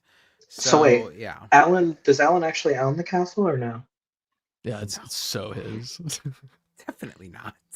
Kidding. Then why do they call it Everyone Alan's castle? everyone in Scotland owns a castle. Because actually, he's the host. Like Is it what's his name? Yogis? What's it? Fergus? The handyman. what are you talking about? Oh, the guy that they dead show silence. randomly. Yeah. You're talking about the bearded guy that they randomly show? oh, that guy. Yeah. Barrett asked What's me his who that name? was the other day. I didn't know. Oh, frick. What's it? Fergus. Fergus is his name. Yeah. Fergus. Okay. Yeah, he's the handyman. I don't know if they hire him or if he. What if he owns the castle? Maybe he owns the castle. Right. Secretly. But yeah. Okay, this actually makes more sense of like why it's copy and all that stuff. But I also thought Alan did all of the hosting, so I'm just kind of like intrigued by that. He ain't got the time for that, unfortunately. No. I do. Let me look at this cast list. Johnny, something that I didn't point out during the roundtable, he at one point told Colton in his argument that Colton's like Tiffany vote, this like wrangling of everyone and then voting and then having it be like last second and then it just banishing a faithful. He said he felt like a puppet, and I was like, oh, I like that. I love that. And then Mora also went after Colton, saying he's not playing as a traitor, but he is playing very, very hard, which haven't really brought up Mora yet in this episode either. And then Tara Lipinski, of all people, started speaking up too to be like, I don't think Ron's the traitor. And then Natalie joined in and saying it's not Ron. And then Rob's like, I don't think it's Ron. So I thought it was cool that Tara Lipinski also at least had a moment after seeing like Mark Ballas and Stephen Coletti, after we were wondering who the hell these people are last week, at least have a moment, even if it's slight. What is it, Nick? I'm cracking up at Nick Firmstone's comment because why is it that the week that Peacock switches the app logo to the Olympic logo, that now all of a sudden the Olympians are relevant? Like I see the vision. I was watching SNL last night, and one of the 4 commercials that Peacock shows is Johnny Weir and Tara Lipinski doing like fake commentary of like random things like they're doing for the Winter Olympics. So I was like, well, yeah, they definitely knew when that one was going to drop, didn't they? They had to make And sure they just Johnny and Tara were still on the show by Mm-hmm. episode 7. well, I've seen people calling Johnny and Tara just I know Barrett brothers. Nick, have you seen Total Drama Island? Of course I have. Every episode Yeah. multiple times. Are you sarcastic? Is that No, sarcasm? no, I'm being Oh, so for okay. real right now. Like, People are calling Johnny and Tara Katie and Sadie. Just like irrelevant.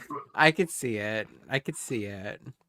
Well, since we're talking about Johnny and Tara, are y'all ready for my crazy cracked conspiracy theory? Yes, please. I think they're winning. Oh no. No, say something else. Do a different one. I think they're Nick. winning. I'm so for real with you. And I don't want that, but that's my theory. I think that why are you saying I'm that so like scared- I'm like I'm like so it's gonna happen? Well, No, I'm just scared you're gonna have give really us- good points. Yeah, give it to us. How did you come to this conclusion? Okay, so remember how like I was talking about like the Rob and the Moira stuff and how like I feel like that has been heavily like, oh, like they're a duo essentially. It's been the same thing with those two, but like we've not really like seen it really. And everyone knows that they're both faithfuls. I feel like they both know that they're both faithfuls. They're in that the faithful eightful, whatever we want to call it. And I feel like if the two of them get to a certain point in the game together still with so like those faithful, like if Johnny, Tara, Kristen, Mark, Moira, like the Steven, I forgot he was there. Like if those people can kind of all like gravitate together, which they've kind of been doing and continue to do that, they're gonna get to a point where Johnny and Tara are a duo and they're not gonna be split apart. And if the two of them make it to that fire ceremony together, they're not gonna banish each other, but they will banish everyone around them. They're not Oh, gonna yeah. go to the end. Like if we think Rob is so this is my theory. I think that Rob is gonna make it all the way to the final fire ceremony. And it's either gonna be with Colton there or without Colton there. And Tara and Johnny. And I think that Tara and Johnny are going to keep going to, continue the game until it's just down to the two of them. They're not going to go to the end with anybody else. Kind of like CT and Trishelle from season 2. And even if like there's a Mark with them or a Kristen with them, they're not going to take that chance and they're going to banish them and go to the final 2 together. Because I feel like they trust each other enough to know that they're faithfuls.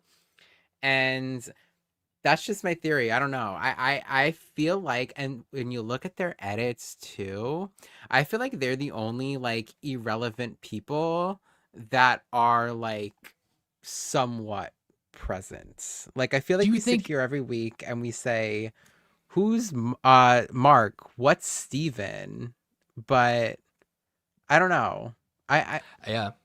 I don't I do know. think I think you're onto something, unfortunately. But like also they could just be doing like Johnny and Tara, we need to have them more because we're advertising them on our app more. Like we could just be like, because they're NPC, we gotta show Could them be more in the true. show.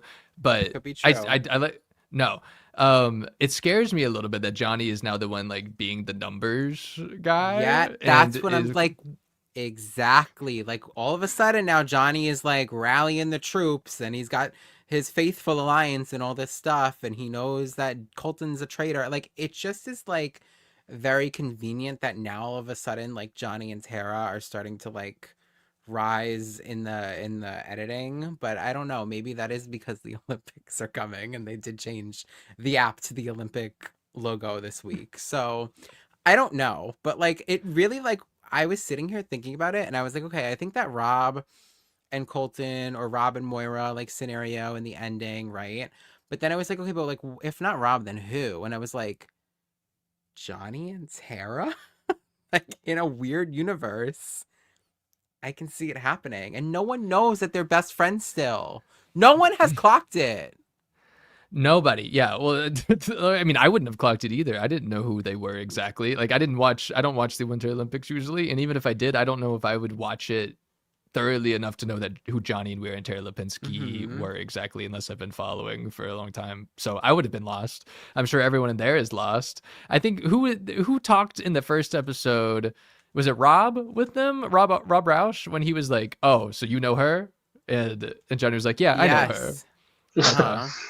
Yeah. But okay. See, the thing is though, Johnny also had that little clip when Alan announced the banquet and he was like, "Nobody touch anything." So I was almost just like, is he gonna touch something? I don't know. But I think Johnny and Tara, I think more so Johnny right now. Tara is still someone I'm like, I still am in the who is Tara Lipinski stage, where I'm less so with Johnny at this point. And I think Mary said, "Are these people even playing though, even though we have seen them?" The answer is no, they're not. But like, Barely. but so I see what you're saying though. They could easily get to the end and just go like, "Well, we're just gonna eliminate everyone because we know we're faithfuls. It don't even really matter at this point. So just keep going." That's the thing with them, is that everyone is so pressed on like, we can't let like the housewives and the gamers and the Love Islands, the figure skaters. No one is saying it. Like, no one is doing anything or mentioning it. Like, it's just so like, but yet we're constantly reminded of it as an audience. Yeah. So it makes me think like, why is the editing doing this to me? Because of the in Olympics. Yes. Sure. It could be. It really could be. We're Big 8. Johnny and Tara, they're core. Yeah. Grateful, and then Johnny and Tara are the core and the Grateful. Oh my God. We're final two. Jackson and Holly. Has Tara even said anything? Has who? She said that she didn't think Ron was a Stop it. That was mean. She said that she didn't think that Ron was a traitor. I feel like a key moment. What does she have? He wasn't. Does she have an accent? She ate. Does she have an accent? No, I don't think she has an accent. I mean, America. Yeah. Okay. I feel like she kind of sounds like Gabby from last season a little bit. I wouldn't know. We don't hear her talk. Yeah. I think I think you're a traitor. That's her. That's actually Tara's accent. I've been getting Tara and Mara mixed up. See, I thought Mara had like. American. Okay, I didn't know that. I thought that she was like, I don't know, Scott or Swedish or something. She's an American gold medalist, in fact. So. Gold. I think gold. But. Did the Winter Olympics your best happen? one yet? So yeah, I think Johnny is faithful. Thank you, Moira. Were you gonna say something else, Zach? I was gonna say, how often do the Winter Olympics happen? Every 4 years, like summer. Okay. So 4 years, Traitors US season 8, we'll see Tara and Johnny make their return. One thing I'm gonna go to now. Here's everyone's votes. So far tallied up. The only one I wanted to point out was Natalie, really. I think I even pointed out earlier, but just to give you a visual, she has voted 3 out of the 5 roundtables so far, a actual traitor. So that's great for Natalie.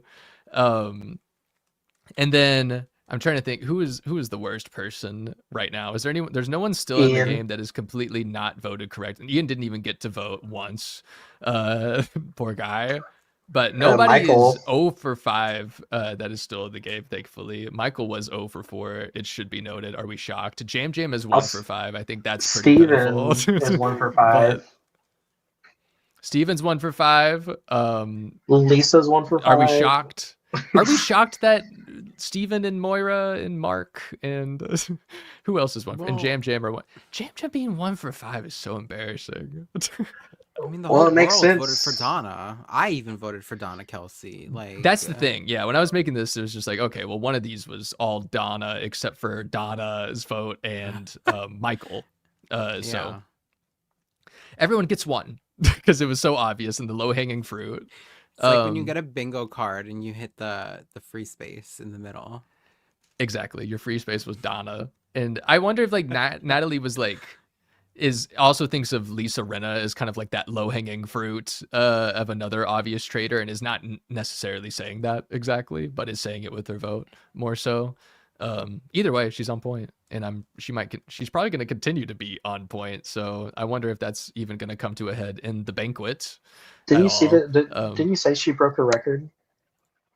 She's yes, of the U.S. versions of Traitors so far, she is the best faithful through 5 round tables. No one's had 3 correct guesses before, apparently. And then, like clockwork, Mary says Natalie's days are numbered. How dare you, Mary? Probably though. Like with anybody else that we want to root for in this game, it seems like their days are very, very numbered. I don't think I have much else to go over in this show. What else did we have? The Natalie and Tiffany thing, perhaps? I was just gonna say the Natalie and Tiffany clip because I watched it like 20 times. I'm not gonna lie. I thought it was really good. Would it be crazy to say that I haven't even watched it yet? Yes. So are we really I'm gonna get like a excited. live reaction right now? Like This is my live react. I'll pull it up, sharing that tab, getting rid of that. Okay. This is my live reaction to this clip of virtual reality. We should change our name to that. He and I know what it feels like to win a reality TV show where you feel it's like this feels rush. amazing. It feels amazing. It's this crazy rush, and we're chasing that feeling. So anything but that feeling sucks. And even if Tiffany, she didn't want her season of Big Brother, but she literally was like the cookout, like one of the most I did iconic. want America's favorite player. Yeah, that's honestly, right. that might count even more. Yeah, You like know? breakout star. No, it doesn't count more than winning. Sorry. No, actually it does, because on my show, it only takes 9 votes to win the season, but it takes the majority of America's votes to But win. the feeling America's of winning is favorite better player. than winning America's favorite. The feeling of winning the money, but the No, and feeling also of the winning feeling the of hearts, you wouldn't know. Well, speaking of winning I won the hearts on the second season of Survivor, honey. Watch my season of Survivor, and then you try and come for me. I watched your season, and they still love me. Oh my goodness. Well, All right, let's get the voting. Me versus Tiffany. We're ready. I'm Get ready those for the. Okay. what are your thoughts, Barrett? Why are they beefing? Like, why did it go from Tiff? Why is Jam Jam there, the one not beefing with anybody? I guess is more so my question. But like, Jam Jam was the one that egged it on. I feel like she's like, well, we know how it feels. Tiffany doesn't. Like Eric first was off, right there too. Like that is the most like Tiffany Mitchell and Natalie Anderson argument, like separately, between them two. But also like, I don't know what Tiffany's really arguing about. Winning a show is better than winning America's favorite. But I like the confidence in just saying like, it does take the majority of America to vote for me. All it took was 9 people for you. But I don't know what to say about this. Tiffany with her social game still not doing very well postseason Traitors apparently. But at the same time, it's like, she didn't win and she didn't play this show very well. I don't know what we're beefing about, but I'm very entertained.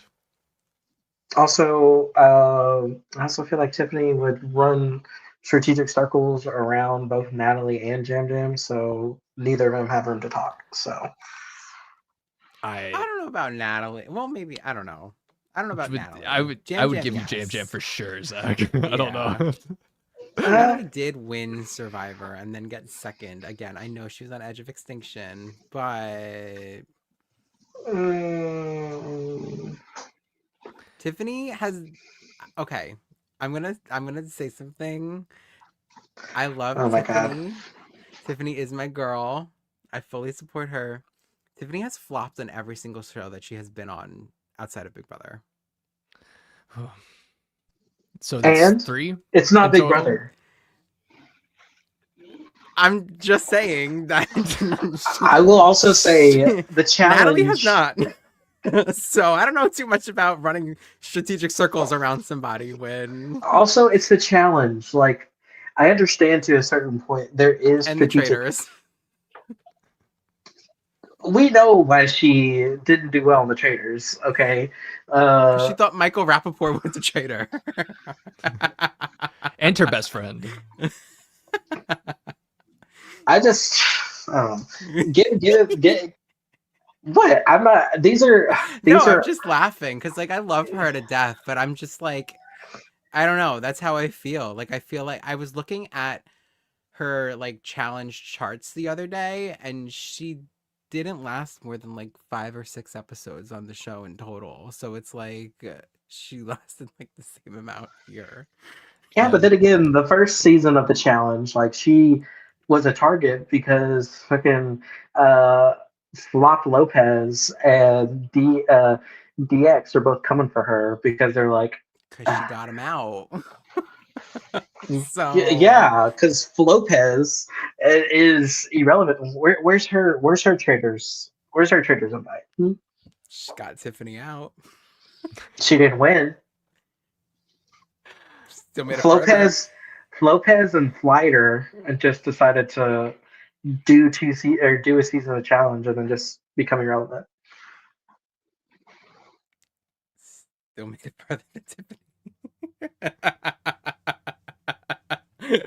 So all I'm saying, okay, here's what I also say. Jam has no room to talk. I feel like he just loves instigating and just not saying anything else.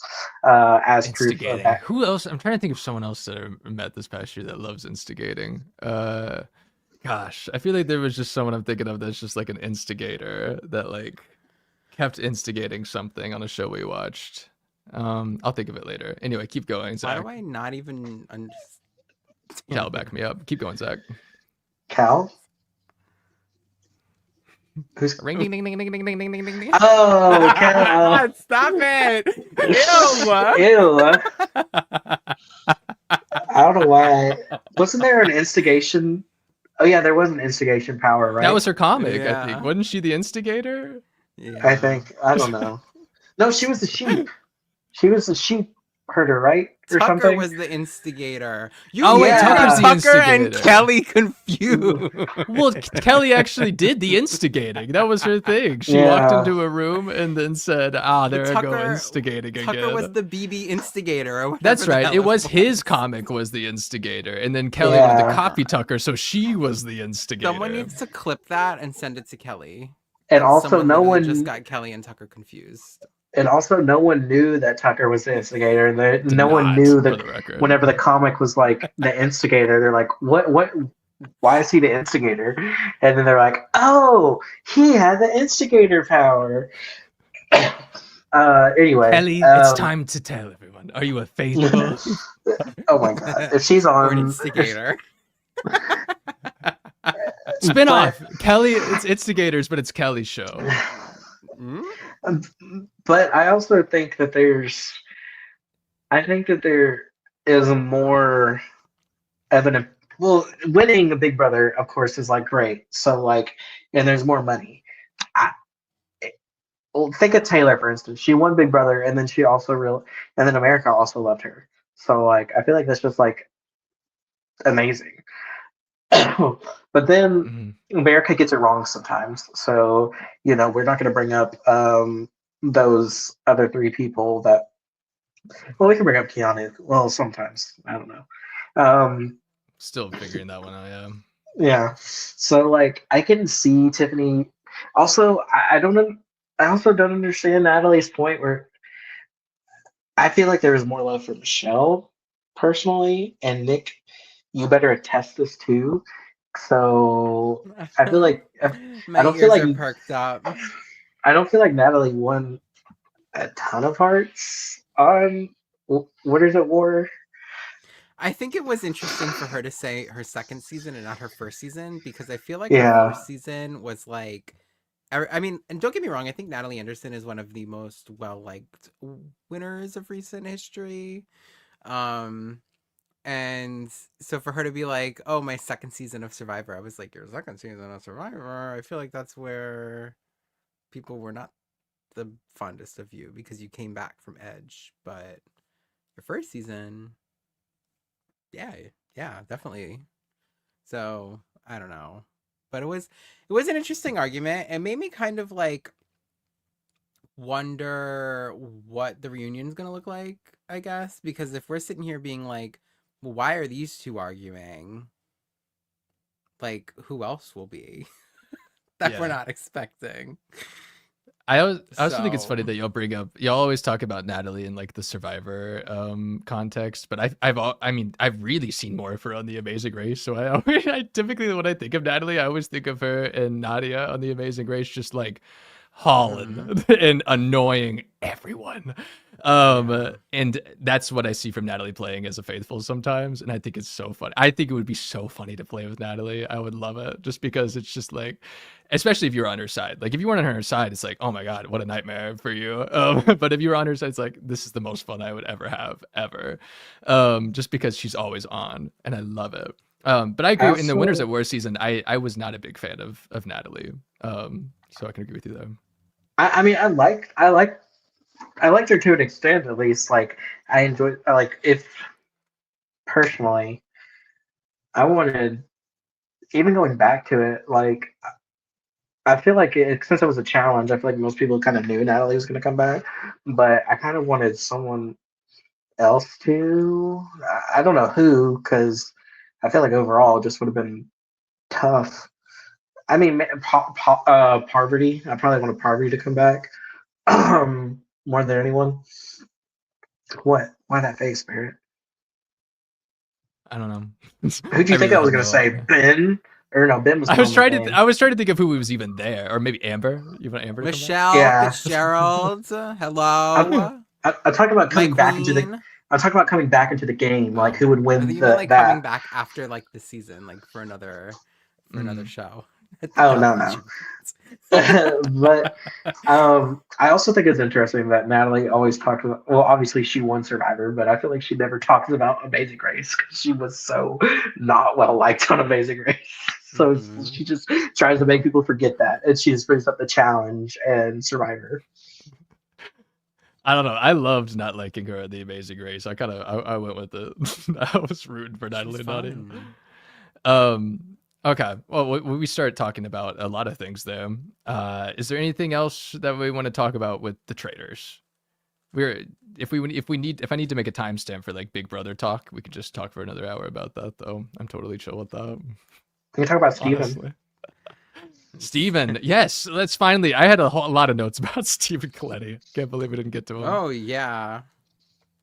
No. Got nothing. We got one more episode next week. We're gonna watch the banquet, everything that happens there. Maybe it'll be the best episode of Traitors history on Earth. I don't know. That sure is what is teased. But anything else? Traitors as a whole or beyond that? Zach, what were you gonna say? Well, as I say, honestly, not Taco being Bell joking. commercial. We can talk about that too. Kristen, we haven't talked about her much, but I also feel like she's getting into a good place right now, especially like because isn't Kristen involved in the 10 or 12 or whoever the amount of people Johnny wants? Yes. Yes, she was one of the very vocal people in that 8 too. But she's definitely been included in a lot of those talks. And at the end of last episode, she was one of the first people to really go after Colton. So that kind of led into Johnny's big, great, awful, terrible 8. But that was my only other thing. We can talk about the Taco Bell commercial though. But, yeah, I'm getting it pulled up. I haven't watched this either, so it'll just be another live react apparently. But Zach, you said they posted like that carousel that you showed me earlier too, with like the menu items on the chalkboard for the votes. Okay, here is a video posted by Peacock called "Don't Be Faithful" in partnership with Taco Bell. Hold up. You have a choice to make. Everything's riding on this. Who's that? Nick? But what's the right choice? That's Dolores. Stephanie? Oh. Looks like somebody already made their choice. I chose the chips and nacho The supreme. winner of There's literally a beefy potato loaded griller on the table. How do I pick just one? Luckily, Taco Bell's Luxe Value menu has 10 items, each for $3 or less. No need to be faithful to just one. Less than a minute. Hello. Sports podcast. It's time. Timestamp. We're talking about basketball. Wes's beard is kind of. Yeah, I didn't like Wes's part in that, which is a very similar review that I just gave Nick for House of Villains season 2 as well. Is I didn't like when Wes was in it. Okay, that was a commercial. That was very random. I feel like most people are not going to know who the hell any of those people are. So the internet's on fire, Barrett. I guess if for Traitors, was that only for Traitors fans? Was that the only target for this? Was just Traitor and reality TV fans, but very specific reality TV fans. So yeah, cool. What housewife is she on, Nick? Dolores. Dolores is from Housewives of New Jersey. My favorite. So yeah, the Housewives of New Jersey's fan, the New Jersey fans, the Survivor fans, and then the Challenge fans and House of Villains fans. Yeah, it should not have been Boston Rob. Well, I agree with Marion to the extent I'm surprised that they didn't have Boston Rob. Like it feels like Boston Rob. Well, Boston Rob is already on a freaking call for anybody. Boston Rob already has a freaking Toyota commercial, so I don't even want to see him anymore. That's why I just assume he's the go-to for any corporate commercial that includes a reality TV star, especially Survivor people. And the fact that they picked Carolyn was interesting. I'm glad they did. I'm glad they picked the people that they picked, I guess. Glad they did too. I don't know why Nick. I don't know why Nick's not bringing up the fact that literally Dee was in a Quiet Place 2 commercial right after her win. I didn't know that. Yeah, for a Quiet Place 2, she's like, she's walking down the street and she's like, always have to be on. You never know what's gonna happen, and then all of a sudden the freaking aliens come down, and then she's like, "Oh my gosh!" I do remember that. Oh my god, I forgot all about that. Oh god. They picked Carolyn for the commercial, but not season 50. It's so funny. Yeah. I'm trying to think of. There was this Survivor Reebok commercial that had like a second boot on it of Survivor Borneo. I think. Oh, the non-Dami Natalie was in that commercial. Okay. Supporting non-Dami. I think I'm saying that right. I don't want to. Oh, they had a bunch of Survivor alumni in that commercial, like all the New York, all the New York people. I thought it was kind of cool. Who knows what corporate partnerships our favorite shows have in the future? You know, who is really to say? I sure am so excited to find out. Colton's on a commercial for Apple tags. Colton's probably the way the world is right now. I'm just assuming Colton Underwood's gonna have his own like TV show on Apple TV Plus by like next week, and whatever. Probably. Michael Rappaport Keeping up with will Colton. be like a senator or something. I don't know. Is that how this works now? Oh yeah, he's gonna. I think be I'm the done talking mayor. about the Traitors. The mayor of New York. Yeah. Oh God. Survivor 50. Survivor 50 is coming up. The game of Survivor is always evolving. I'm gonna pull up Islands in the stream. Which, speaking of Survivor 50, we actually do have Survivor 50 to look forward to, and not too long. But we also, like Nick was telling me, have like every reality show ever premiering at the end of February. It seems like so we get to do all of that. Everybody, thank you so much for being here. If you're here this entire time, thank you for talking Traitors with us. If you were here in the chat, everyone here, it's always lovely to have you here. It's so fun. So please keep coming back. We'll be back next week to talk about the next episode of The Traitors season 4. We got the banquet, the ensuing drama, and all of that stuff. If you want to keep up with us in the meantime, please follow us on any of the things that are linked down below: Discord, Instagram, X, TikTok, all of those things. So please give us a follow or keep up with us however you want to. If you ever have any questions throughout the week, yeah, that's about all I got. Like this video, subscribe to the channel if you haven't yet. That helps us out a ton. Gets more people here talking about Traitors probably. So do all that fun stuff. Zach, Nick, thank you so much for joining me as always. Zach, Nick also need to get out of the snowstorms that they are in across the country separately. So that's wild. But we will see y'all next week, and have a very traitorous week, or just good week. Just have a good week. Zach, I know you're talking through your headphones today, but say the thing you always say, and maybe it'll come through, and let's get out of here. Perception is reality. Oh my gosh, you're a traitor.